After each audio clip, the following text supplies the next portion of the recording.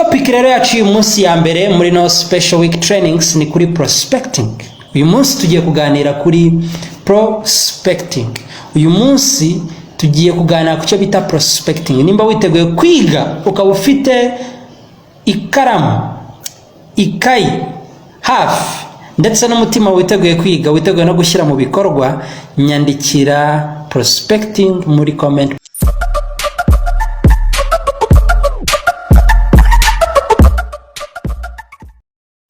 Uyu munsi tugiye kureba uburyo ese ni gute wakunguka abantu bo kwereka business, wakunguka aba prospects bo kwereka business. Nubuhe buryo bwiza bwo kubikoramo?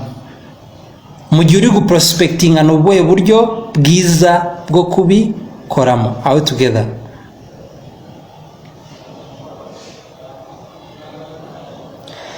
Okay.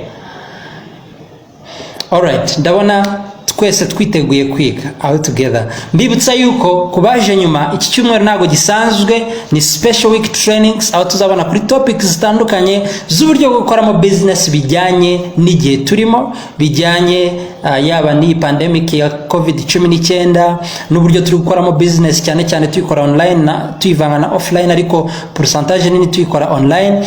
Rero reka dutangira na topic yacu uyu munsi. Ese ni ubuhe buryo bwiza bwo guprospectinga? Mbere yuko mvuga ku buryo bwiza bwo guprospectinga ni iki? What is prospecting? Guprospectinga bisobanuye iki? Cyangwa se umuprospect ni iki? Sibyo? Umuprospect ni umuntu wari wese ushobora kwinjira muri business yawe cyangwa niyinjire muri business yawe. Iki kintu ndagira ngo wongere ukizirikane.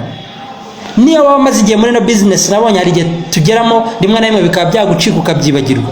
Umuprospect ni umuntu wakwinjira muri business yawe cyangwa niyinjire muri business yawe. Ni umuntu wagura product yawe cyangwa ntagure product yawe. Bivuze ngo umuprospect ntago ari umuntu winjira muri business yawe gusa, nta nubwo ari umuntu ugura product yawe gusa. Hoya, n'abatinjira muri business yawe n'aba prospect wayibabwiye, n'abatagura product wayiberetse n'aba prospect. Icyo ni ikintu dukeneye kuzirikana umunsi ku munsi. Umuprospect ni umuntu wakwinjira cyangwa akagura product yawe, cyangwa n'umuntu utakwinjira cyangwa ntanagure product yawe. Guprospectinga rero ni iki? Guprospectinga icyambere, mu gihe hari abantu muziranye utarabwira business, uri mushyashya cyangwa hari igihe umaze hari abantu muziranye utarabwira business, ni ugwera kuri abo bantu muziranye, sibyo? Hanyuma no gushaka abandi bantu bashyashya bo kubwira business ndetse no kubwira product. Ko niko guprospectinga amagambo make mu Kinyarwanda. All together.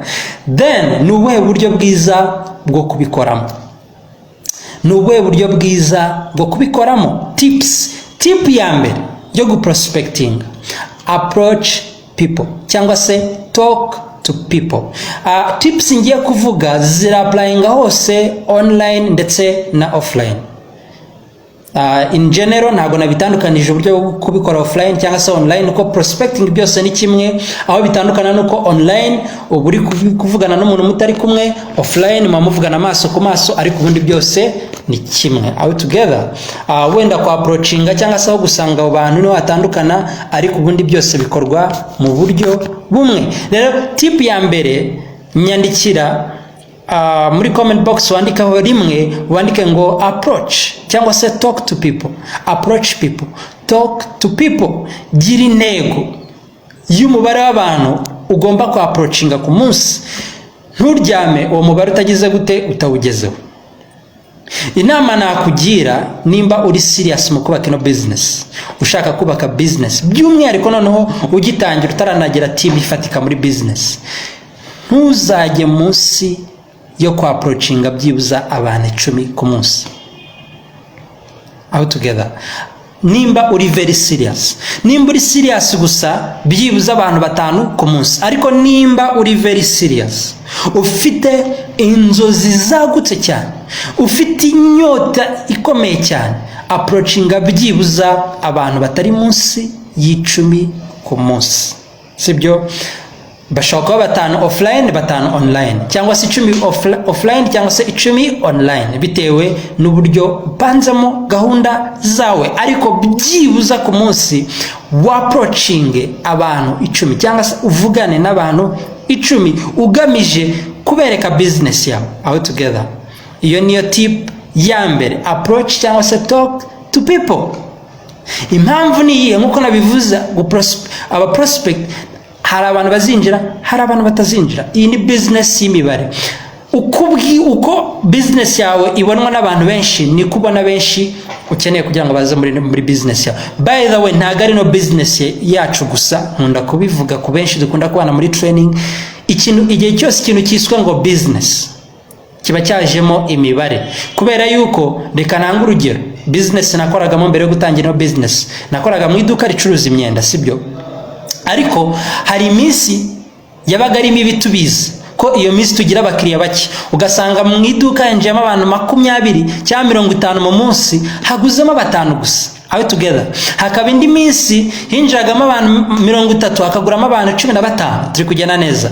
Ariko bisobanuye iki? Uko umubare w'abantu wiyongeraga binjira mu iduka, niko n'umubare w'abantu bagura bagiraga gute? Wiyongeraga out together. Muri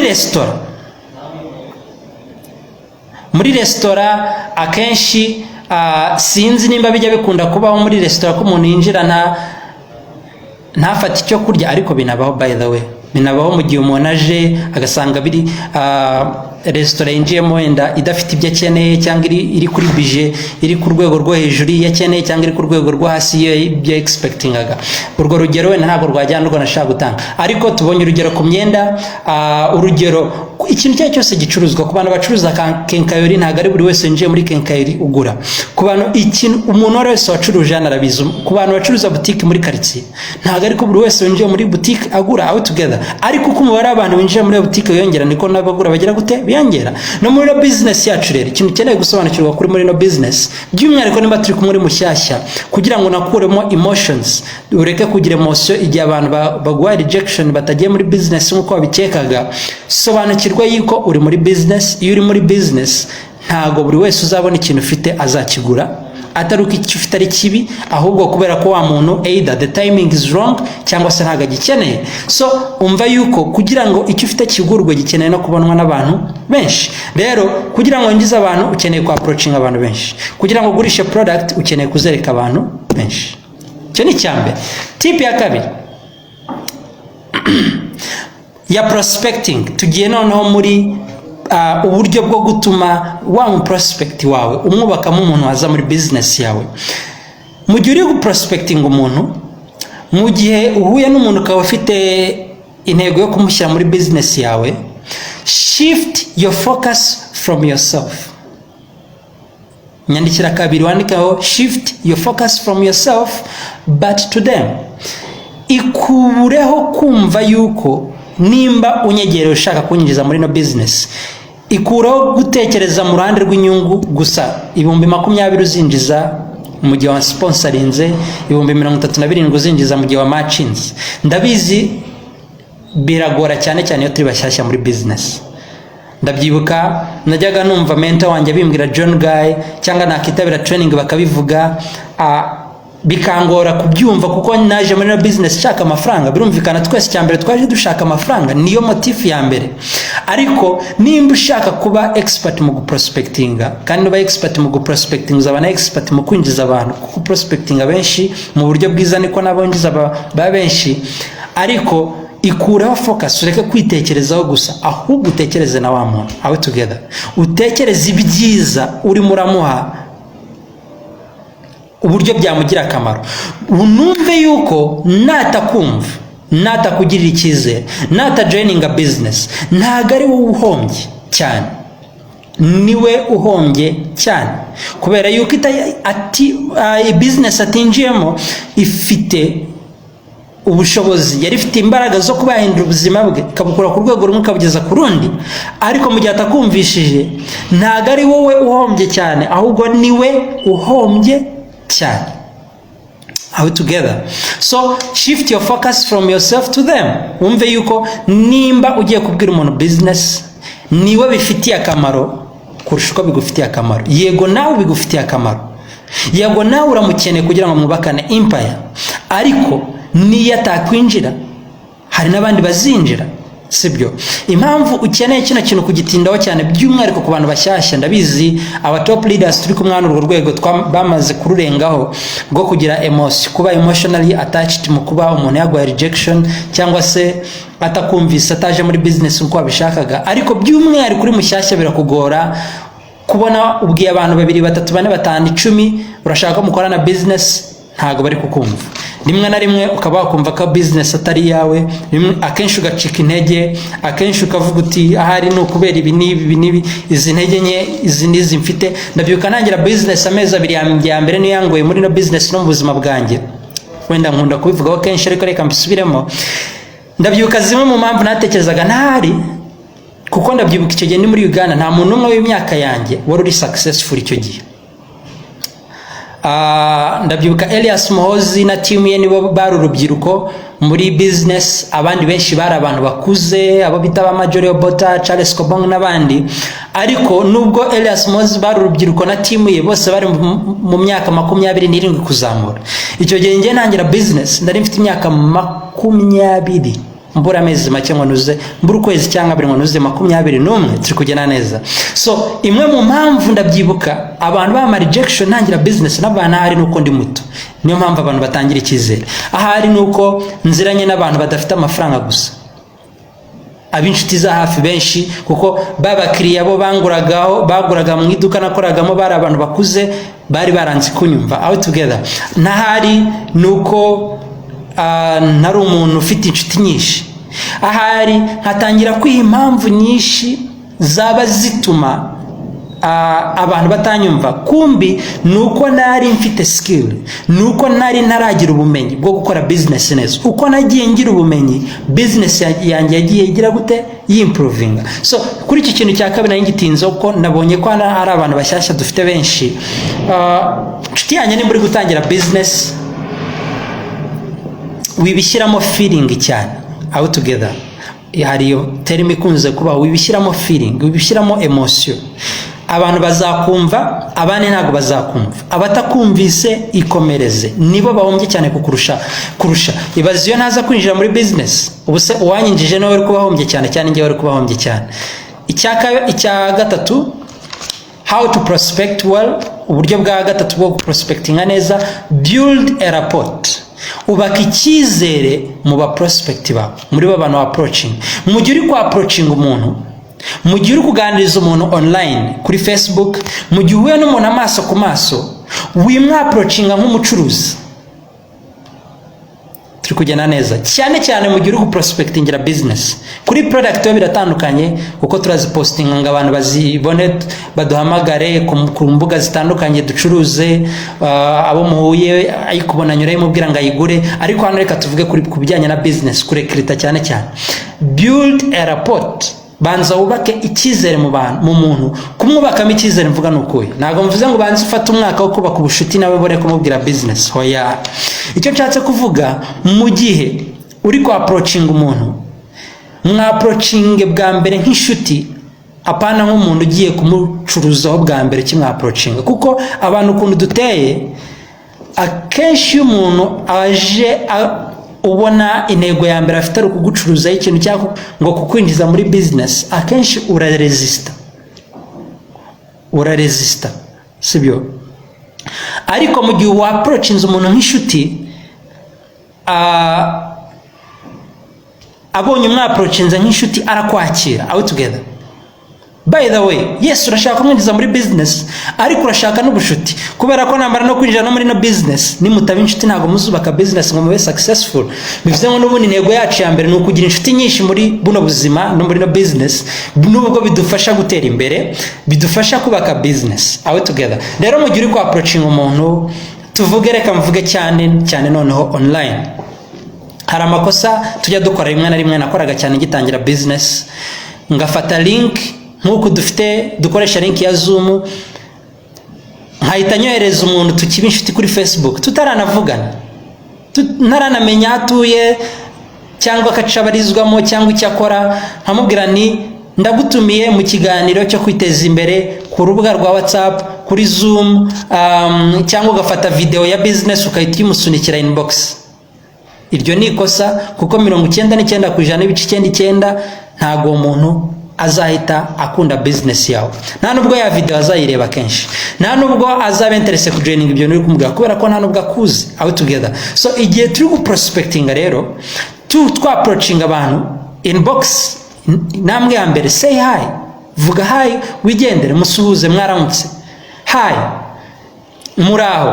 Hanyuma ubanze approaching nk'inshuti. Out together. Uburyo bwo kumapproaching nk'inshuti nubuhe? Tuvuge n'urugero, nohereje friend request Clever kuri Facebook.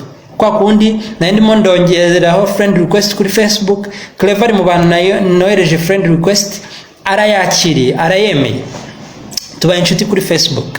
Aho kugira ngo nge inbox mpite mwohereza video ya business cyangwa mwohereza link ya Zoom, ahubwo icyambere ndamusuza, mwaramutse neza Clever, ansubize cyangwa zansubize ejo cyangwa nyuma y'icyumweru. Akenshi yanijye atagusubiza, ariko tuvuga aransubije, sibyo? Ambwira nitwa Peter, nishimiye kuba nkungutse nk'inshuti, nkunda gukoresha social media mu kunguka inshuti nyinshi zitandukanye mu buzima. Out together. Kuko nejo bundi nakubera umumaro, nanjye wambere umumaro. Hari igihe byakira neza ibyo umubwiye. Urwo n'urugero nanze, hari amagambo menshi atandukanye yo approaching umuntu, hari na creativity itandukanye wakoresha we ku giti cyawe. Hari igihe byakira neza akagusubiza neza, hari igihe akurya sini, hari igihe atagusubiza neza, ariko tuvuga gusubije neza, nawe uvuze ko yishimiye kuba inshuti yawe, turi kujyana neza.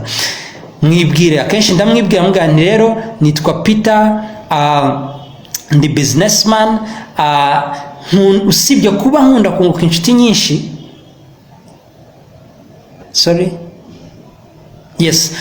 Usibye kuba nkunda kunguka inshuti nyinshi hano ku rubuga rwa Facebook nanyikoresha no muri business yanjye, ndetse ntuye ni Kigali n'urugero. Out together. Impamvu mubwiye anuye nuko nshaka ko nawe nyibwira, impamvu ambwira atuye, impamvu mubwiye ko nkora business nuko nshaka ko nawe ambwira icyo akora. Nimba akora business, nimba afite akazi, nimba ari umunyeshuri, nimba ari umushomeri. Out together. Turi kujyana neza. Iyo ni step by step. Noneho nyuma yo kumenya aho atuye, nyuma yo kumenya icyo akora, mu minsi 2-3 tuzagenda tuganira. Out together. Mbe namenya hobby ye afite, mbe namenya icyo akunda gukora, iyo niyo hobby ye, icyo akunda gukora mu gihe afite umwanya, nimba afite umuryango cyangwa se nimba ari single. Out together. Mbe namenya ikimumotiva, mu yandi magambo, ariko byibuza ibyo nkora ku buryo ntari burenze icyumweru ndi kuvugana ibintu byinshi n'umuntu ntaramubwira business. Mpamvu icyo nyigarutseho nacyo nanone nuko hari igihe uza muri training ukiga yuko ukeneye kubaka relationship, ukeneye kubaka rapport, ukumva yuko bizagufata umwaka cyangwa amezi 3. Oya, icyumweru kimwe ku muntu wandikira akagusubiza hagati y'iminsi 5 n'icyumweru birahagije, ubundi ukamubwira business, akayumva ako kanya cyangwa ntayumva ako kanya, mugakipinga in touch. Ubwo bwari uburyo bwa gatatu bwo guprospecting. Amani magambo, wita wohereza link, wita wohereza video, wita umutumira uwo munsi, banza ugire ubushuti bubakana na wa muntu. Uburyo bwa kane, tip ya number 4, find what motivates your prospect. Out together. Find what motivates your prospect. Nyandikira kane, wandika ngo find what motivates your prospect. Most welcome Charles, udusuhuje atubwiye ko aherereye Kirehe. Shaka ikintu kimotiva cyangwa se ikintu cya motiva umuntu gutuma za muri business yawe. Mukanya nimbi komojo ushaka kumubaza ikibazo nk'iki: ese nyuma yuko wubatse ya rapport, nyuma yuko wubatse ya relationship, mubaze ese waba uri umuntu ukunda kuba wakora indi business ku ruhande, cyangwa se kuba wagira extra source of income, kuba wagira ahandi hantu hazana amafaranga bitabangamiye akazi kawe. Ese uramutse ubonye undi mushinga wakwinjiriza utabangamiye ibyo ukora ubu ngubu, waba uri open kuwutega amatwi kugira ngo ube wakorana nawe?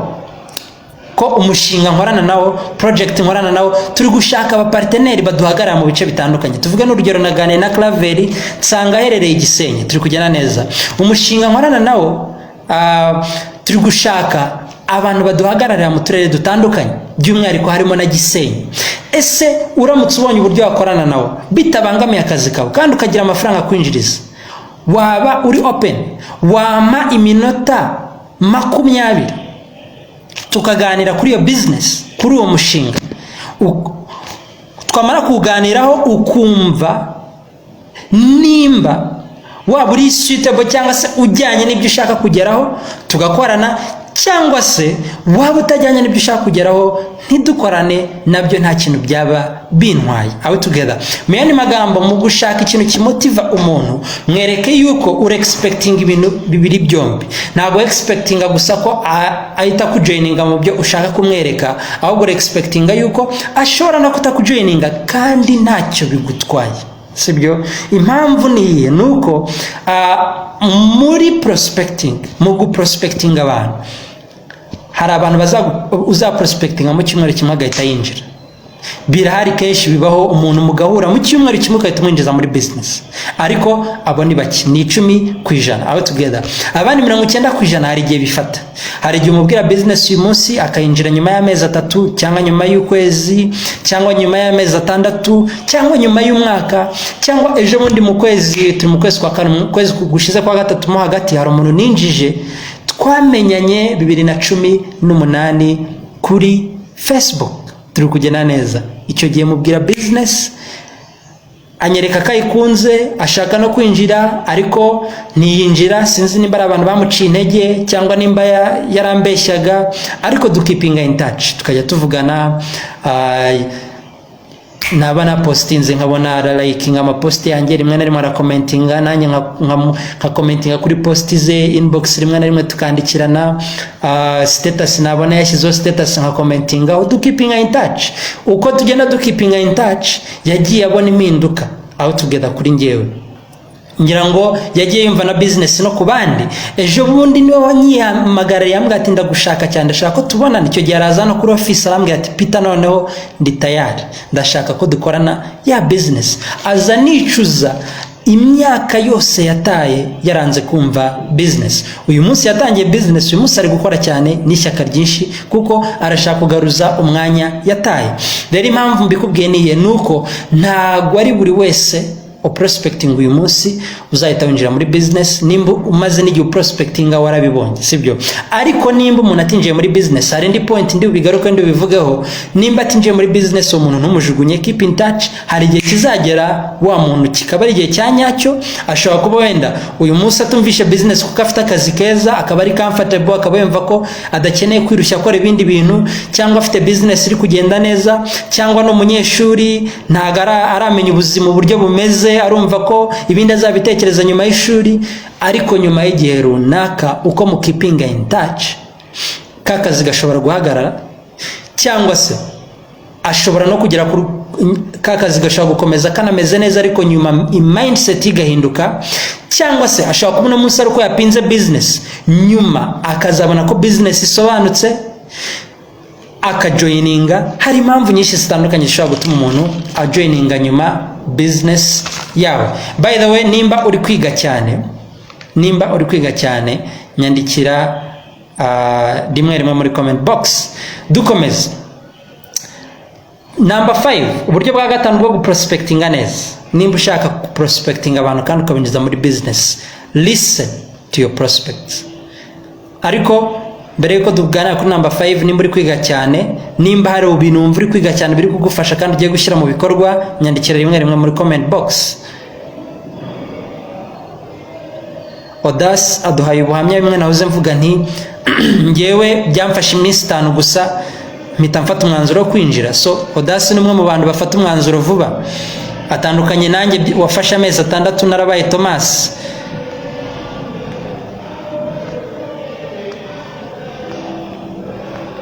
Okay, ndabona ari abantu benshi bari kwiga. Global Ambassador Emmy, God Executive Elize.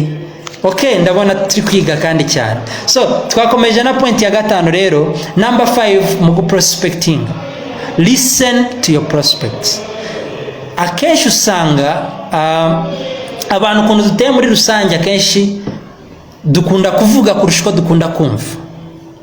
Nimba nawe ibyo bintu harabibonye, nyandikira ngo yego muri comment. Abantu ukuntu benshi batera majority y'abantu dukunda kuvuga kurusha uko dukunda kumva. Rero bikatubera ikibazo cyo tugeze muri no business. Mu gihe uri guprospecting abantu, yaba online yaba offline, listen more than you speak.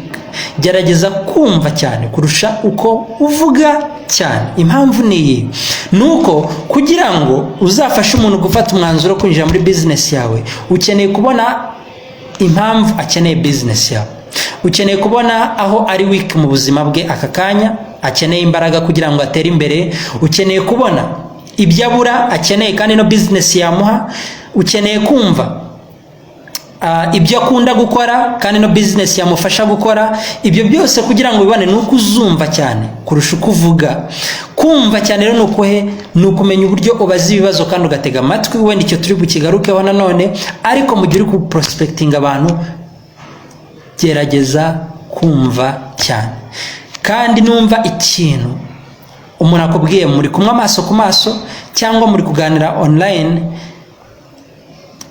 kikibazo afite, tuvuge wenda uyu munsi muraganiriye ni kuwa mbere mu gitondo, arimo araganya, yanga akazi ke, arimo araganya cyane. Murabizi abantu benshi bakora umushahara kuwa mbere niwo munsi wa mbere banga. Rero uganira n'umuntu ari kuganya uburyo akazi adashaka kukajyamo ariko nta kundi yabigenza agomba kukajyamo, cyangwa se uyu munsi muraganiriye, kinaje kubona kenshi n'umuntu muri online akenshi arakwizera cyane akakubwira n'ibintu atabwira n'inshuti ze zisanzwe. Sinzi nimba namwe byarababayeho.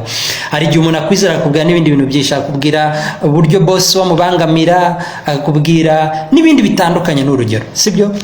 Buri gihe ikintu ubonye cy'ikibazo umuntu afite kimubangamiye cyane kandi wamufasha gukemura, yaba ku bikeneye amafaranga, bikeneye business, cyangwa se ku buzima bwe bikeneye product, ujye ufata note muri ya prospect list yawe, ugira akantu wandikamo k'akabazo uwo muntu afite uzamufasha kugira gute gukemura, kugira ngo utazakibagirwa mu gihe uri kumclosing awe together.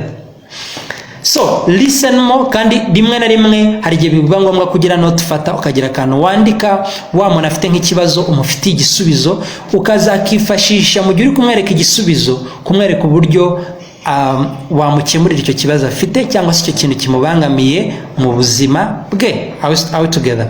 Ariko buri gihe gerageza kumva cyane, uvuge yego ariko wumve cyane aba prospect bawe. Tip number 6, ask open-minded questions. Mu gihe uri kubaza umu prospect wawe, kiruzanya n'icya gatanu tuvuyeho, bazi ibibazo bitari ibibazo bisubizwa na yego oya. Mu gihe uri kuganiriza umu prospect wawe, yaba offline cyangwa se online, bazi ibibazo bituma umuntu agusubiza mu buryo burambuye, apana ibibazo bisubizwa na yego cyangwa oya. How together. Mu gihe uri kuganira n'umuntu, bazi ibibazo biri open-ended questions, biri butume agusobanurira, agusubiza ibintu birambuye, ariko nanone bibaze mu buryo butamubangamira. How together. Tuvuge n'urugero, ushaka kumubaza uti n'icyo ukunda cyane mu kazi ukora. Icyo kibazo ntabwo yagusubiza yego cyangwa hoya. Impamvu kimubajije nanone ni ukugira ngo wumve nimba afite ibintu byinshi akunda kurusha ibyo yanga, cyangwa nimba afite ibintu byinshi yanga kurusha ibyo akunda. Icyo ni kibazo nkunda kubaza abantu.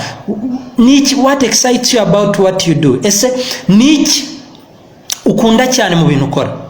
Urugero ngiye nkamubwira ko ikintu kinshimisha cyane mu bintu nkora cya mbere nuko nkora business ituma nubaka relationships n'abantu kandi mfasha abantu aho together. Kimwe mu bintu bituma nkunda no business cyane nuko ari business uzamuka kuko wafashije abantu benshi, nuko ari business ugira success story kuko hari abandi bantu benshi bagize success story. Nawe nkamubaza ati se ku bintu ukora, nimba ari umuntu ukora akazi, nimba ari umuntu ucuruza, ni iki ukunda cyane mu bintu ukora? Nyuma yuko abimbwiye nkamubaza ese ni iki kikubangamira cyane mu bintu ukora? Icyo gihe ninumva ko afite ibintu bimubangamira byinshi kurusha ibyo akunda, nzamwereka igisubizo cyuko hari inzira yazamufasha gutuma agira ibintu byinshi akunda kurusha ibyo yanga mu byo akora, business akaba yanayitangira part time, nyuma y'igihe runaka akaba yayikora full time all together. Ariko mu gihe uri kubaza umuntu ibibazo, hari ibibazo bitandukanye byo kubaza, twatangamo ingero. Ask open-ended questions. Mu gihe uri kubaza umuntu, wibaza ibibazo bisubizwa na yego cyangwa oya, ahubwo baza ibibazo biri open-ended. Karindwi, ikintu cya karindwi mu guprospectinga, mu gihe watumiye umuntu ukamubwira business, mu gihe prospectinze umuntu ukagera igihe umubwira business, hari abazakubwira yego, hari abazakubwira hoya, nkuko twigeze kubivuga kenshi. Ariko igihe cyose respect their decision, wubahe umwanzuro umuntu aguha mu gihe umaze kumwereka business. Ibi bije muri prospecting kubera iki? Kubera yuko nkuko tubizi, prospecting abantu kugira ngo tubereke business, kandi prospecting ni ikintu gifata, nkuko nabivuze, hari aba bifata icyumweru, ukwezi cyangwa imyaka, sibyo? Rero mu gihe umuntu mubwiye business ntahita yumva ako kanya, bivuze ngo prospecting irakomeza, kuko follow up ni mu gihe umuntu yakunze business. Ariko mu gihe umuntu atakunze business cyangwa yakoretse ko atari interese, ukomeza prospecting. Ari byo navuze bya kuba narakipinze na muntu intacha kinjira nyuma y'imyaka 3. Rero kugira ngo iyo prospecting ikomeze nyuma y'uko umubwiye business, respect their decision. Ukeneye kubaha umwanzuro umuntu aguhaye. Birumvikana mu gihe umuntu aguhakaniye, kuko mu gihe umuntu akubwiye yego byo nta byinshi byo kubaha kuri umwanzuro, ko nibyo we expecting. Ariko mu gihe umuntu aguhakaniye, wibifata nabi, wibishyiramo feeling. Reka tubigaruke nanone, respect their decision, kubera yuko bishobora kuba ari igihe kitari nyacyo. Izo mpamvu twazivuze ntabwo ndibuzigarukaho. Ntabwo buri muntu wese uzabwira business azahita yumva, ntabwo buri muntu wese uzaprospecting azahita yinjira muri business. Rero respect your prospects decisions. Buri gihe wubahe umuntu mu gihe atakumvisha, mu gihe agwaye rejection, ukipinga in touch nawe when you're 9 in the point. So dukomeza number 8. Umunani, nyandikira 8 wandikaho ngo build credibility. Ikintu cya munani kizagufasha mu guprospectinga, build credibility, ubaka icyizere mu bantu. Usibye no muri business yacu, mu buzima muri rusange, iyo udafitiwe icyizere ntabwo watera imbere. Kugira ngo ugirirwe icyizere n'aba prospect bawe, nuko ugira ukuri. Mu gihe tubwira abantu business, mu gihe tubwira abantu product, twirinde ibinyoma. Twirinde ibinyoma, kuko ibinyoma ntago bizakubakira business, ahubwo bizayisenya, sibyo? Urugero, twe gukabiriza cyane business, bijya bibaho kenshi ko usanga umuntu yabwiye umuntu business, amwumvishije uburyo agiye gukira atakoze. Icyo ni ikinyoma, sibyo? Ukamwumvisha uburyo arabantu yaduru, ugasanga nje muri business atuka company, akavuga ngo company ngo baramwibye ngo kubera yuko umuntu yaramubwiye ngo shyiramo amafaranga abantu 2 nzabagushyiriraho, 2 nimba gushyiriraho bazakora, ujye winjiza matching umunsi ku munsi, nta kintu na kimwe wakoze. Nshuti yanjye, ibintu nk'ibyo tubyirinde. Twirinde kwinjiza abantu cyangwa kubwira abantu business tubabeshya. Wibeshye umuntu ngo uzamushyiriraho abantu, we ntazakora, sibyo? Yega abantu uzabamushyiriraho, no kubwira umuntu kuzamushyiraho abantu ntago ari ikibazo mu gihe witeguye kubikora, ariko mwereke yuko nawe akeneye gukora, sibyo? Ntago birangirira mu kuba abantu 2 binjiye munsi ye gusa, sibyo? Business akeneye kuyubaka step by step, sibyo? Twirinde kubeshya abantu. Twirinde kubwira abantu ngo nanywa C24/7 afite imitsi mu cyumweru kimwe araba yakize, sibyo? Umuntu umubwiye afite imitsi, umubwiye C24/7, akubwiye ko adafite amafaranga yo kugura ka box byibuza tunini 30 cyangwa kugura utubox 3 dutoya, kamwe yakamara kazagura, kandi ukamwumvisha yuko nabaguze kamwe nigashira araba yakize, kugira ngo wenda urya amafaranga yo kokanya yako ka box kamwe, hanyuma niyatagura kandi ayo ngawe wayabonye, kandi mu gihe tuzi yuko mu byukuri iyo doze y'aka box kamwe ku tunini 10 ntago izamufasha. Wenda akanya ashobora kuba ari amafaranga afite nakagure, ariko akagure yiteguye yuko yega ashobora kubona impinduka bitewe n'umubiri we uko yahise reactinga, ariko kamwe nigahagije nigashira azagira akandi akenera kugura nyuma yaho.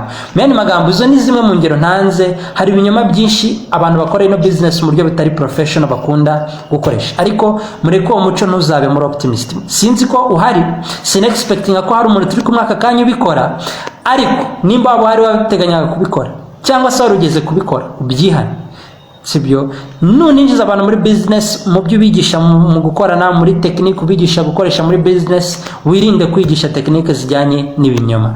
Business yacu irakora ubwayo, product zacu zirakora ubwazo, ntago ibinyoma bizisupporting. Ntago dukeneye kurenza ibinyoma cyangwa se ibintu by'ibikabyo bitabaho kugira ngo twubake business. Hoya, cyane ko umuntu uzinjiza muri business kubera yuko washyizemo ibintu bitabaho, ibikabyo bitabaho, washyizemo ibinyoma, nta nubwo umuntu azubaka business. Ntago muzafatanya kugera kure.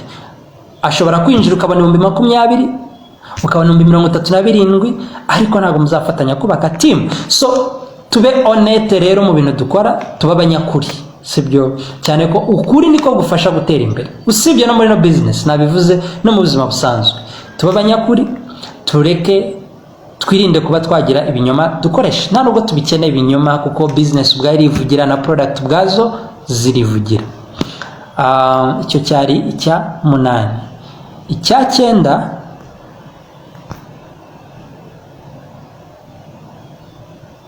icya 9, Claver avuze ngo ngiye rwose mubwiza ukuri ko kugura rimwe bidahagije kuko abantu nitugira sales zikora kimwe. Ya ko nukuri. Icya 9, keep in touch with your prospects. Cyane na bivuze ko ingeri ba point kwayo kuko iri very important. Keep in touch with your prospects. Buri gihe gikomeza guma en contact n'aba prospect bawe, ubavugisha abo mwahuye amaso ku maso offline, ushaka kubahamagara, ushaka kwandikira kuri WhatsApp nimba bayikoresha Facebook, nimba uyifite abo mwahuriye online kuri Facebook, kuri WhatsApp. Koresha uburyo bwose bushoboka mu keeping in touch, sibyo? Kuko uko mu keeping in touch niko kwa kukwiyumvamo nk'inshuti, kukugira icyizere, kuba yakinjira muri business byiyongera. Are we together? Wivugisha umuntu icyumweru kimwe nubona atari interest muri business, ngo uhite umwanfriendinga kuri Facebook, cyangwa se uhite usiba nimero ye, cyangwa se uhite urekera kumuvugisha ngo kubera yuko atumvishe business yawe. Nkuko twabibonye, respect their decision, ubaha icyemezo cyabo, nurangiza ibaza. Ariko umuntu wanyeretse business bwa mbere yataza kuba icyemezo cyane, ngankorere follow up, akomeza nkurikirana na prospecting, nkora follow up, nyuma y'amezi 6 ntago nari kwinjira muri business, yari kuba hombye, nanjye nari kuba mpombye cyane kumurusha. Ariko kuko ya respecting icyemezo cyanjye bwa mbere cyo gupinga, agakipinga in touch nanjye, akankora follow up, akamprospectinga kurushaho, byatumye ninjira muri business. Are we together? Rero natwe mu gihe du prospecting abantu, tuberetse business bwa mbere niba byumvise, tuberetse business bwa kabiri niba byumvise, keep in touch, do keeping in touch nabo, dukomeze do keeping in touch nabo. Umunsi umwe uzagera bafata umwanzuro kwinjira muri business. Icya 10, tip ya 10 muri prospecting, don't take no for an answer. Don't take no for an answer. Nyandikira 10 wandike ngo don't take no for an answer. Nimba umuntu akubwiye 10, nimba umuntu akubwiye ngo hoya, agwaye rejection, wicika intege. Are we together? Nuzigere ucika intege, be persistent. Nkuko biruzuzanya nibyo tuvuyeho, buri gihe keep in touch, be persistent. Umuntu akubwira ngo hoya, ntuzagera ngo uvuge ngo uyu muntu ntazinjira muri business. No, birashoboka ko na nyuma y'imyaka 5 yakunjira muri business kandi mugakorana mugatera imbere. Hari abazinjira mu kwezi kumwe, mu mezi 2, mu mwaka umwe, mu myaka 5. Hari abazinjira nyuma y'imyaka 5 ariko bazinjira amaherezo. Hari n'abazinjira nyuma y'imyaka 10. Are we together? Birahari. Hari abazinjira nyuma y'icyo gihe cyose ariko mukorane mutera imbere. So don't take no for an answer. Nukumve yuko nimba umuntu akubwiye hoye uyu munsi, nyuma y'amezi 3 izaguma ari hoye, nyuma y'umwaka ikaguma ari hoye. Niyo mpamvu ukeneye gukipinga in touch. Birashoboka ko nyuma y'igihe runaka umuntu yafata umwanzuro agahindura imyumvire, agatangira business. Are we together? So hozaho rero ntuzigere ucika intege. Izo ni za tips zijyanye na prospecting. Nimba wize cyane, nyandikira rimwe muri comment box, unyandikire na fire emojis, unyohereze fire emojis muri comment box, na dusoreje kubijyanye na tips za prospecting. Ndizera wize, nyamuneka nimba wize utangire ushyire mu bikorwa. Are together. Ibyo mvise bishyashya utarusanzwe ushyira mu bikorwa, utangire ubishyire mu bikorwa. Kubaje nyuma, ndabona tumaze kuba 63. Nakugira inama yo kuza gufata umwanya ugatangira ino video. Ikizi ino video ntago ivaho, igumaho ku rubuga, ukaza kuyireba witonze, ugafata note, ugashyira mu bikorwa. Mbibutsa yuko hasigaye iminsi 10 yonyine kugira ngo ukwezi kurangire. Nimba utarakora maintenance, inshuti yanjye, kora maintenance vuba bishoboka. Iki cyumweru ntukirenze. Nimba utarakora maintenance ukaba wiyemeje ko iki cyumweru utazakirenza, ariyo ntego wihaye, nyandikira uti yego iki cyumweru ntago ngomba kukirenza. Nyandikira iki cyumweru kutagomba kukirenza nimba utarakora maintenance, kubera yuko gutegereza iminsi ya nyuma ntago ari byiza, kandi nta mpamvu yo gutegereza iminsi ya nyuma. Icyambere, koresha product. Icyakabiri, uzimenyekanisha. Abantu benshi barazikeneye, mu muryango wawe, mu nshuti zawe, abo mutaziranye barazikeneye, tuzimenyekanishe. Ejo mwumvishe ubuhamya bwa Ange, ibaze iyo Ange ataza kumenya complete, uyu munsi ari kuba akiri mu buzima bubabaje cyane, ariko kubera complete uyu munsi afite ubuzima bwiza. Ibaze rero abandi bakobwa n'abamama bafite ibibazo nk'ibyo Ange yari afite, niba tatumenya ngo bamenye complete, bazagumana ibibazo byabo burundu. Nyamara batumenya, bazagira ubuzima bwiza, badusabire n'imigisha ku Mana, tugira imigisha ndetse tugira n'amafaranga, ko product nawe tuzicururiza ubuntu. Are we together? So dukoreshe product, tumenyekanishe product, dukore maintenance. Hasigaye iminsi 10 gusa. Nimba utarakora maintenance, kora maintenance. Mwibutsa yuko iki cyumweru kiri special. Ejo dufite undi mu speaker, ejo bundi kugera ku gatandatu, twiga topic nyinshi. Ntago ari ubwa mbere zumvisha, ariko uzumva ibintu byinshi bishyashya, ndetse na excitement cyashya, ndetse no gushyira mu bikorwa gushyashya bikuzaniye no muri saruro mushyashya. Mwakoze cyane rero kuza, na dusoreje, reka dushyira mu bikorwa. Ejo kwa kabiri dufite Zoom saa 12 z'umugoroba. Dutumire cyane kuri Zoom. Mbere yuko nkivaho, by the way, ndagira ngo buri wese hano yihe intego ayitubwira hano muri comment box y'umubare w'abantu azaba afite muri Zoom ejo. Uduhe intego y'umubare w'abatumirwa uzaba afite muri Zoom ejo saa 12 z'umugoroba. Are we together? Ndagira ngo mbwire umubare w'abatumirwa uzaba ufite, umubare w'abatumirwa uzaba afite ejo kuri Zoom ni mugoroba.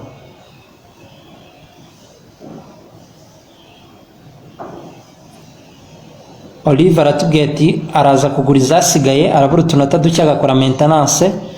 Ariko hagati aho mumbwire umubare w'abantu ugiye gutumira uzaba ufite kuri Zoom ejo nimugoroba. Ndagira ngo duhige, kuko gutumira cyane no hari ibanga muri no business. Uko dutumira abantu benshi bakabona business yacu, niko n'umubare w'abantu binjira muri business yongera. GE Eliza nawe kino cyumweru ntago agomba kukirenza atarakora maintenance. Tumusifu nawe ntago iki cyumweru akirenza adakoze maintenance. Emi Sabimana nawe iki cyumweru ntago akirenza atarakora maintenance. Claver arabura 0.8 cyangwa ni 0.08 atarakora, abura ngo akore maintenance. Okay, turi kuri Zoom. Fidel intego yihaye n'umubare w'abantu 10. Damascene ni 3, Joseph ni 5, Xavier ni 15, Uwimana Alexandre ni 4, Patrick ni 8, G Innocent ni 5, Gasigwa Jimmy ni 8, Clever ni 15. Wow. Alright, so turasoje. Mwakoze cyane kuza, umunsi mwiza, reka tugende dushyire mu bikorwa.